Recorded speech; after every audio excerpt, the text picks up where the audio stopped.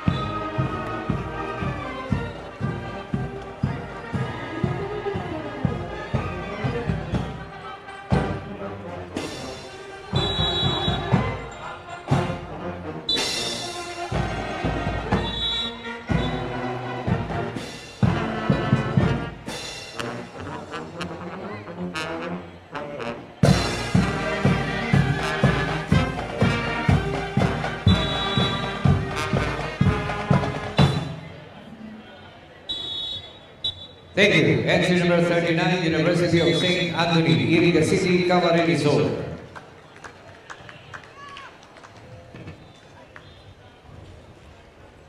Next entry number 40.